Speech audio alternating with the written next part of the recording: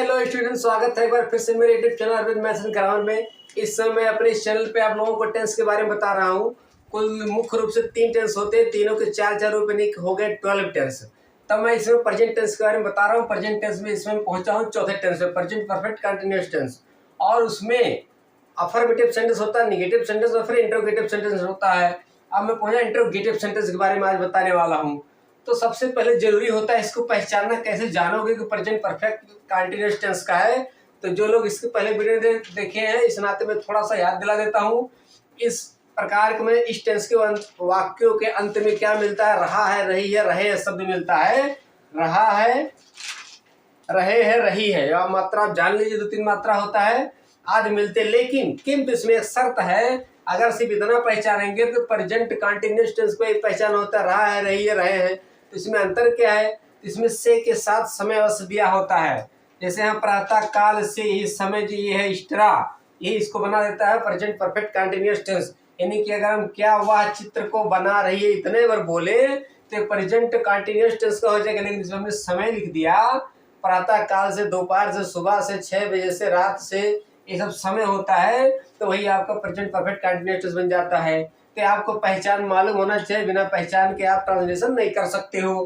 तो आज मैं इंट्रोगेटिव सेंटेंस के बारे में बताने वाला हूं। तो देखिए मैं रूल लिख दिया हूं, लिखा हूं इसमें रूल 5। बदन के 5 नियम होते हैं, इसमें फुल डिटेल 5 नियम होते हैं। तो पांचों में आपको बताऊंगा, वीडियो इसकी मत कीजिएगा, फुल डिटेल जानिए। तो रूल 1 क्या है कि जब सबसे पहले क्या शब्द है, यानी कि हिंदी के वाक्यों में जब सबसे पहले क्या मिलता है तो इसका ट्रांसलेट कैसे करते हैं। तो टेंस आप लोग मालूम होना चाहिए। जब सबसे पहले क्या आता है, क्या के इंग्लिश व्हाट ना लिखकर जो उसका हेल्पिंग वर्ब होता है जो टेंस का, वही क्या के स्थान पर लिखा जाता है। यहाँ देखिए मैं लिख दिया हूँ, कंस्ट्रक्शन लिख दिया हूँ, इसको आप समझ लीजिए। यानी कि क्या की जगह जब सबसे पहले क्या हैज लिखना होगा। हैज कब होगा? जब सिंगुलर सब्जेक्ट होगा हैज, और प्लूरल सब्जेक्ट होगा तो हैव। इसका हेल्पिंग वर्ब क्या है? हैज बीन और have been double helping verb होता है। जिसके नाते ये एक साथ नहीं लिखा, अलग हो जाता है। इंट्रोगेटिव सेंटेंस में क्या होता है? हैज बीन है, लेकिन हैज यहाँ हो गया और बीन सब्जेक्ट के बाद हो जाता है। देख लिख दिया हूँ, हैज में से कोई चुन के सब्जेक्ट, सब्जेक्ट के बाद बीन जो दूसरा हेल्पिंग वर्ब है, सब्जेक्ट के बाद चला जाता है। फिर वर्ब में आईएनजी जोड़ते, फिर ऑब्जेक्ट लिखते हैं। फिर आपको डिसीजन लिखना, सिंस लिखे कि फार लिखे।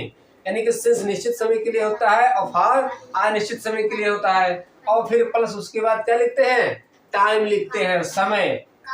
तो स्टूडेंट देखेंगे निश्चित समय कब क्या होता है, अनिश्चित समय क्या होता है, इसका मैं वीडियो बनाया शुरुआत तालीमी टेंस के। तो जरूर इसको देख लीजिएगा, आपके लास्ट में स्क्रीन पे आएगा। क्योंकि ये जानना बहुत जरूरी है, सिंस कब लिखेंगे, फार कब लिखेंगे, डिसीजन ले पाएंगे जब आप फुल इसका डिटेल जानेंगे। तो चलिए ट्रांसलेशन करते हैं। क्या वह प्रातः काल से चित्र को बना रही है? अब यहाँ पर क्या आया है तो व्हाट नहीं लिखा जाता है। अब आपको हैज है में से चुनना है। कौन बताएगा? सब्जेक्ट बताएगा, वह। तो वह देखिए, वह क्या है? वह के इंग्लिश या तो सी लिखते हैं या तो ही लिखते हैं। लेकिन यहाँ पर देखेंगे बना रही है, इससे क्या पता चलता है? कोई लेडीज है, जिसके ना तो वह का इंग्लिश आपको सी लिखना होगा। लेकिन उससे पहले क्या के नाते आपको हैज लिखना होगा। हैज लिखने के बाद आप सी लिख दीजिए, हैज सी। देखिए यहाँ लिखा हुआ हैज के बाद सब्जेक्ट, सब्जेक्ट के बाद दूसरा हेल्पिंग वर्ब बीन छूट रहा है, यहीं पर लिखा जाता है हैज सी बीन। उसके बाद आप वो क्या लिखेंगे? वर्ब। वर्ब क्या? बनाना। बनाना का होता है मेक। लेकिन मेक में जब इंग जोड़ेंगे तो मेक में ई जुड़ता अंत में होता है, लेकिन इंग जुड़ते समय ई हट जाता है। तो आप लिख देंगे या मेक के, ई ना लिख के आईएनजी, मेकिंग। अब इसमें ऑब्जेक्ट देखेंगे बनाना, चित्र को बना रही है। अब देखेंगे इस चित्र को क्या हो जाएगा? इसको हो जाएगा this, making this, THIS this. चित्र का क्या होता है? फिगर होता है या पिक्चर भी होता है, PICTURE, मेकिंग दिस पिक्चर। अब आपको देखिए ऑब्जेक्ट हो गया इस चित्र को। अब क्या बचा है? प्रातः काल से समय। अब आपको डिसीजन लिखना लेना है कि सिंस लिखे कि फार लिखे।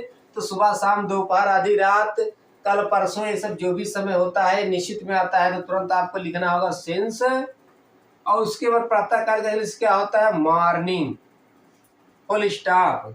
फिर देखिए दूसरा, क्या तुम इस कॉलेज में 6 महीने से अध्ययन कर रहे हो? तो फिर क्या मिल गया? देखेंगे प्लूरल सब्जेक्ट है, जिसके नाते आपको लिखना होगा हैव। तो हैव के बाद बीन नहीं लिखा जाता है। फिर उसके बाद यू लिखिए, हैव यू। फिर सब्जेक्ट के बाद जो बीन है लिखा जाता है, उसको वर्ब लिखिए, अध्ययन करना होता है स्टडी, STUDY। लेकिन इसमें ING जोड़ देंगे, स्टडिंग हो गया।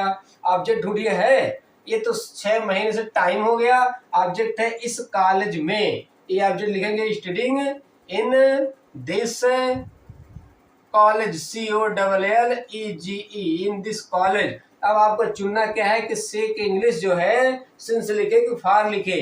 तो 6 महीना, 8 महीना, 2 महीना, कुछ भी रहेगा, ऐसा बोला जाएगा। तो क्या अनिश्चित में आता है, लेकिन वही अगर महीनों का नाम ही दे दे कि जनवरी, फरवरी से, मार्च से, अप्रैल से, तो निश्चित में आ जाता है। तो आप तुरंत लिख दीजिए, जब आप जान गए कि अनिश्चित, तो फार लिखिए, फार और 6 मंथ्स। ये हो गया रूल 1। क्वेश्चन मार्क का चिन्ह जरूर लगाएंगे, अंत में क्वेश्चन मार्क का चिन्ह लगाना नेसेसरी होता है। अब मैं रूल 2 लिख दे रहा हूं, फिर उसके बारे में समझाता हूं।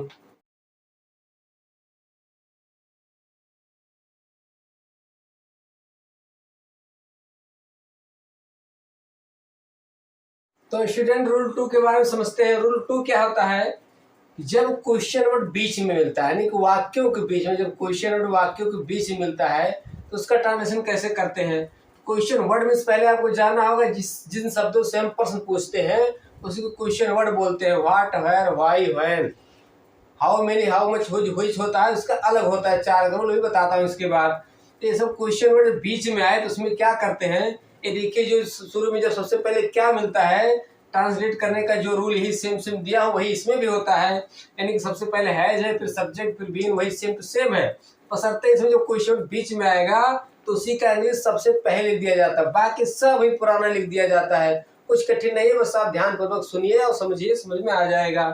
तो देखिए इसका क्वेश्चन वर्ड है, subject, been, verb, ING, object plus time, same to same पहले वाला सब रूल है। अब एग्जांपल देखिए, ज्यादा समझ में आएगा। वे जनवरी से अपना समय नष्ट क्यों कर रहे हैं, तो क्वेश्चन वर्ड देखिए ये आ गया है क्यों। तो यही जो क्वेश्चन बीच में आता है इसका इंग्लिश क्या करते हैं, सबसे पहले लिखते हैं। क्यों का इंग्लिश क्या होता है, व्हाई होता है। व्हाई लिखने के बाद देखिए पुराना नियम, हैज चुनेंगे, हैज है वे आता है प्लूरल में, जिसका इंग्लिश दे होता है, जिसके नाते आपको हैव लिखना होगा। हैव के बाद बीन नहीं लिखना होगा क्योंकि इसमें अलग हो जाता है। तुरंत सब्जेक्ट लिखे दे के बाद जो बीन छूट रहा है बीन लिख दीजिए। फिर आप वर्ब ढूंढिए, समय नष्ट करना, यानी कि वर्ब है नष्ट करना, नष्ट करने का तो वेस्ट, तो WASTE। लेकिन हमको जोड़ना है इंग, जिसके नाते इंग जुड़ते समय ई हट जाता है। ING wasting, have been wasting, अपना समय, ऑब्जेक्ट क्या है, अपना समय। अब यहाँ पर क्वेश्चन अपना इंग्लिश क्या लिखेंगे, तो दे के साथ, दे सब्जेक्ट के साथ अपना दियर लिखा जाता है। ये आपको याद रखना होगा, their time, THEIR, their time. Object हो गया। अब बचा क्या है, जनवरी से, जो कि समय है। अब से का इंग्लिश आपको लिखना होगा सिंस, क्योंकि जब मंथ का नाम ही दे देता है, जनवरी, फरवरी, 12 में से चाहे जो, तो निश्चित में आता है, तुरंत आप लिखेंगे सिंस। और उसके बाद जनवरी, जनवरी का पहला अक्षर क्या लिखना होगा, कैपिटल लिखना होगा। महीनों का नाम पहला अक्षर कैपिटल होता है, क्वेश्चन मार्क का चिन्ह। दूसरा देखिए, तुम सन 2020 से इस गंदे शहर में कैसे रह रहे हो, तो क्वेश्चन क्या आ गया है, कैसे। तो इसका इंग्लिश सबसे पहले लिख दीजिए हाउ। हाउ के बाद हैव में से क्या लिखना, तुम प्लूरल है तो आपको हैव लिखना होगा। और तुरंत सब्जेक्ट लिखिए you, how have you been, छूटा है बीन लिख दीजिए। वर्ब ढूंढिए, रहने का होता है लिव। फिर आ गया LIVE, तो होता है लेकिन इंग जोड़ना है, जिसके नाते ई हट जाएगा। लिविंग, ऑब्जेक्ट ढूंढिए, ऑब्जेक्ट है इस गंदे शहर में, और जब में मिलता है तो इन से शुरुआत करते हैं, तो इन हो जाएगा इस गंदे शहर का, इस है तो दिस लिखेंगे, इन दिस। और गंदे क्या होता है, dirty, DIRTY, dirty city, city में शहर। अब बचा समय, सन 2020 से, तो सन जब सन ही दे दे, वर्ष का नाम ही दे दे, 2001, 2020, 2022, तो उसमें क्या होता है, निश्चित में आता है। अब वर्ष दे दे, 2 वर्ष से, 4 वर्ष से, 5 वर्ष से, तो अनिश्चित में आता है। तो तुरंत आप लिखेंगे सिंस, और इसको 2020 पढ़ देते, हो गया 2020 ना पढ़ के 2020 बोल उठता है। और सन का इंग्लिश नहीं होता, उसी में हो जाता है वो, तो क्वेश्चन मार्क का चिन्ह लगा दीजिए। अब आ गया रूल 3, तो पहले मैं लिख देता हूँ फिर समझाता हूँ।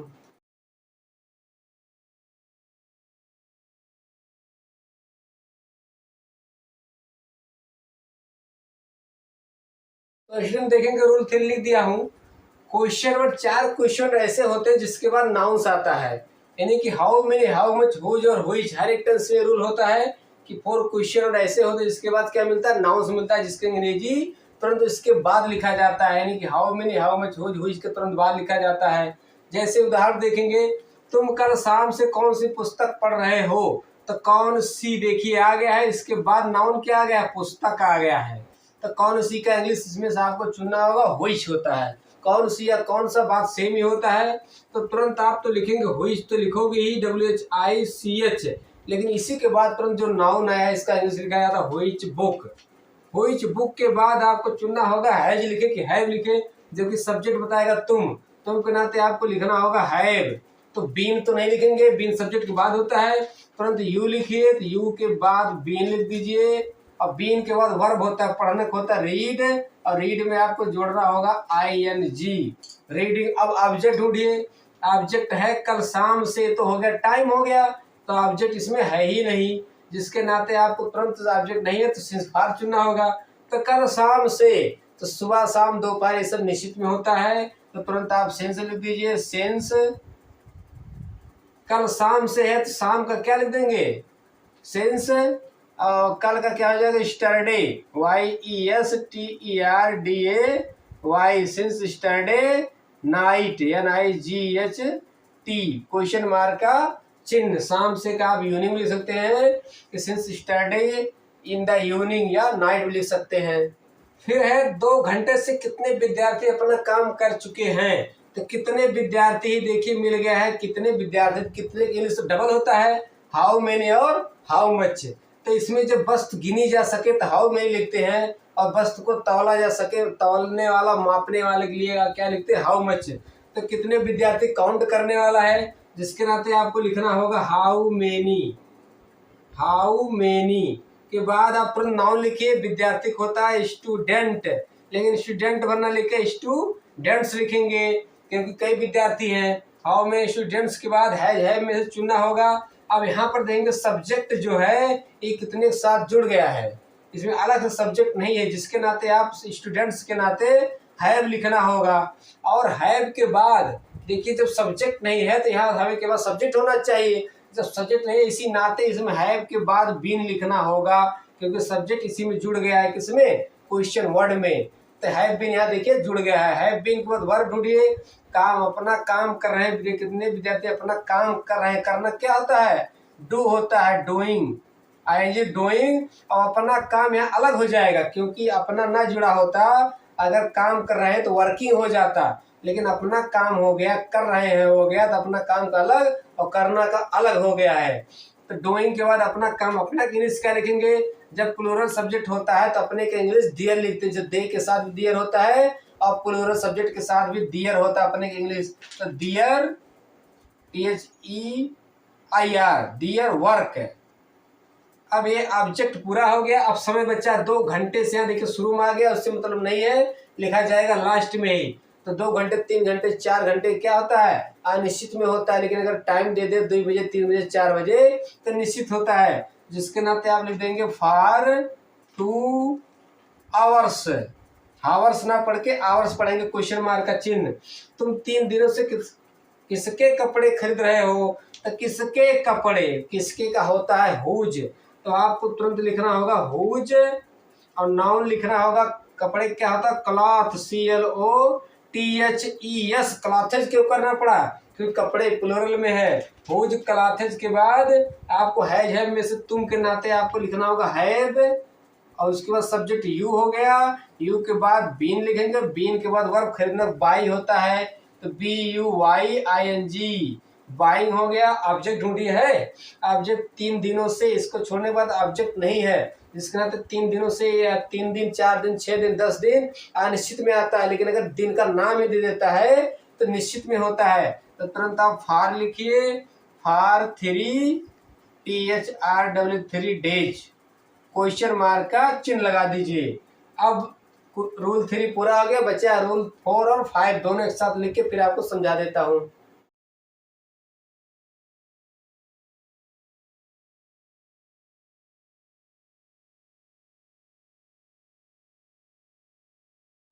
तो स्टूडेंट रूल 4 देखेंगे, जब क्वेश्चन हु मीन्स क्या होता है, कौन आए, तो कौन के साथ अलग अलग ही रूल होता है, अलग मतलब कि कुछ ना कुछ इसमें डेफिनेट होता है। इसका रीजन क्या होता है, क्योंकि हु जो कौन होता है डबल कार्य करता है, क्वेश्चन वर्ड तो है ही लेकिन ये सब्जेक्ट का भी काम करता है, नहीं कि इसमें सब्जेक्ट नहीं मिलता है क्योंकि सब्जेक्ट यही होता है। तो इसमें क्या करते हैं, हु के बाद ही आपको क्या होना चाहिए, हैज हैव लिखना होता है। हैज हैव के बाद सब्जेक्ट होता है, सब्जेक्ट नहीं होने के नाते हैज बीन एक साथ हो जाता है, और हैव बीन का यूज इसमें नहीं होता है क्योंकि अगर कौन है तो सब्जेक्ट जो है सिंगुलर माना जाता है। तो हैज बीन के बाद वर्ब इंग object since for plus time, बाकी पुराना रूल के अनुसार ट्रांसलेट इसको करते हैं। देखिए तुम्हें 2 महीने से कौन पढ़ा रहा है, तो यहाँ पर देखिए जो नहीं जानेगा तुम्हें को उसको लेगा, सब्जेक्ट है पुराने नियम के अनुसार करने लगेगा। लेकिन जब कौन देखेंगे हु आ गया तो हु क्या होता है, क्वेश्चन सब्जेक्ट भी होता है। तो हु के बाद तो आप हैज लिखेंगे। अच्छा क्वेश्चन यहाँ पर बीन कर सकते हैं। अगर यहीं पर बोलो तुम्हें 2 महीने से कौन कौन पढ़ा रहा है, 2 बार में कौन कौन बोल दो, इसका मतलब क्या कि पढ़ाने वाला कोई अकेला नहीं है, डबल है, कोई ट्रिपल है कोई, तब यहाँ पर आप हैव लिख दोगे जब कौन कौन आ जाता है 2 बार तब। लेकिन एक ही बार का मतलब सिंगुलर ही है। तो हु हैज के बाद सब्जेक्ट होना चाहिए, लेकिन सब्जेक्ट कैसे होगा जब यही सब्जेक्ट है, इसके नाते हैज के बाद तुरंत आपको बीन लिखना पड़ता है। बीन लिखने के बाद वर्ब ढूंढिए, पढ़ाना होता है टीच, TEACH, जिसमें इंग्लिश जोड़ेंगे टीचिंग। ऑब्जेक्ट ढूंढिए, ऑब्जेक्ट इसमें है ही यहाँ पर है तुम्हें, ऑब्जेक्ट ही है जो लगता है सब्जेक्ट है, तो टीचिंग यू। उसके बाद 2 महीने से, जब महीनों को नाम ना दे तो अनिश्चित माना जाता है, तुरंत आप ले देंगे for 2 months, MONTH, yes question mark का चिन्ह। तो फिर देखेंगे रूल 5 क्या होता है, जब इंट्रोगेटिव के साथ निगेटिव भी आ जाए तो उसमें क्या करते हैं, हर एक टेंस में रूल होता है सब्जेक्ट के बाद नॉट लिखा जाता है, यानी कि इसमें बीन भी होता है, डबल हेल्पिंग वर्ब, तो नॉट बीन हो जाएगा। जैसे क्या गीता 5 बजे से खाना नहीं बना रही है, तो क्या क्वेश्चन वर्ड भी है और नहीं निगेटिव भी है, तुरंत क्या जो शुरू में आता है तो हैज है लिखना पड़ता है। तो गीता नाम होने के नाते तुरंत क्या की जगह आप हैज लिखोगे और सब्जेक्ट हो जाएगा गीता। उसके बाद बीन छूटा है लिखेंगे, लेकिन निगेटिव होने के नाते आपको नॉट बीन लिखना होगा, सब्जेक्ट के बारे में नॉट लिखा जाता है, नॉट बीन। बनाना का हम मेक ना लिखे, भोजन पकाने की बात है कुक लिखोगे, COOKING, कुकिंग।